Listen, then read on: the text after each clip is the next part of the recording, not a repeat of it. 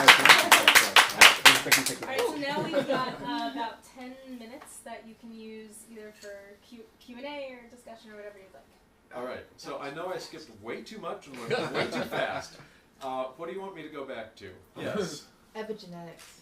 Okay, what about them? Just a broad overview. Like, I understand it intuitively, but if you could describe it in relationship to, yeah. Okay, so there's at least two kinds of epigenetics. One sticks a methyl molecule onto the DNA. The other sticks other molecules onto what's called the histones, which are these little protein spools that the DNA winds around. And in that picture there, so if the DNA is tightly packed, then the transcription mechanism can't get at it, and whatever protein is on this part will not be expressed. And how tightly packed it is depends on whether the histones have tails, or rather whether the histone tails have tags. The really cool thing about epigenetics that I'm not sure if I even had time to say is they're heritable. A cell that has an epigenome, its offspring cells will have the same epigenome, more or less subject to some randomness. And that's why a somatic cell with a particular epigenome, its offspring, its descendants, are still going to be locked into being skin cells because they'll have the same epigenome that controls the protein expression to make it be a skin cell and all its descendants be skin cells. Yeah. Can I add to that? Please. Would you mind? So I watched a video about epigenetics, and one of the things was that twins that have the exact same genome, the exact same DNA, different genes in their genome can be turned on by these epigenetic factors that are like key that go into something and turn on a gene. So you can have a twin that has the same genome as their other twin that has a heritable disease that gets activated, but the other one doesn't. And it can be based on their environments, whether they smoke or not, all that kind of stuff. And so, yeah, that kind of thing can happen for your sex cells, and you can pass it on to your children. They'll be different from your twin. It's the same kind of way. Yeah, metabolic factor, mental stimulation, pollution, all of these things can change your epigenome. It seems to be a way of doing evolution faster than by DNA mutation, and somewhat reversibly. So it's very useful. I have a question. It's twofold. Yeah. Can you give me the elevator pitch on, or just the basic definition of epigenetics? And then, I'm a layman. I'm not a scientist, but and then you also, both of you kept saying heritable. Is that like related to inheritable? Yes. Yeah, it's the same basically. But So okay, but you're just taking the IN out because it's like 2016 and we don't need those. Sorry, science brains. Okay. Science I'm so not a scientist, and it's like flammable. And then I lied. So my third part of the question is, what do you do? I'm a software engineer. Okay. I have done dyslexia correction, product engineering. Right. But epigenetics, so basic so definition. Epigenetics is molecular modifications to DNA or DNA-associated molecules, which can be passed on to offspring cells and which change the expression of proteins, the rate of expression.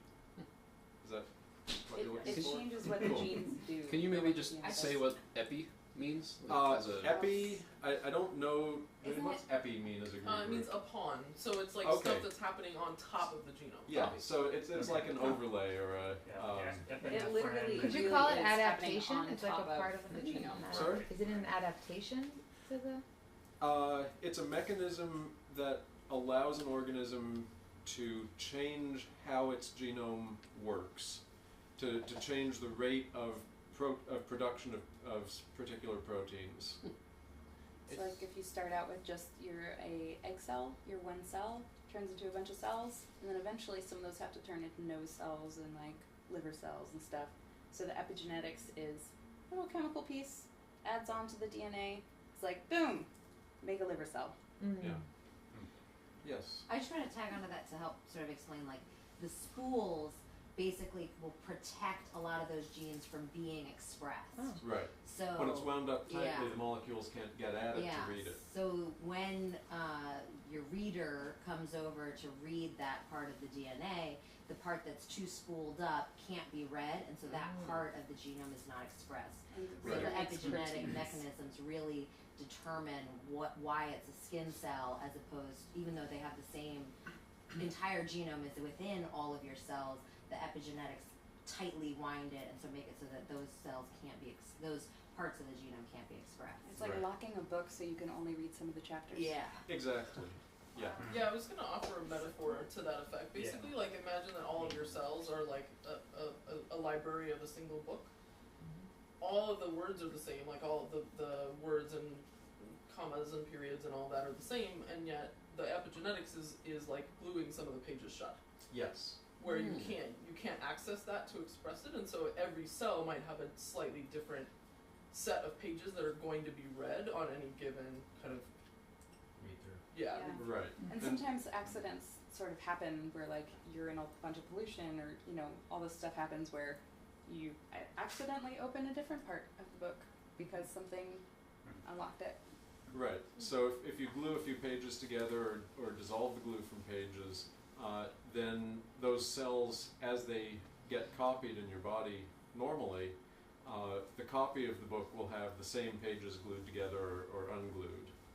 So your body kind of remembers, and even your offspring can remember without having to mutate the DNA, which is a slower process. Your offspring can remember, can be adapted or maladapted based on what's happened to you.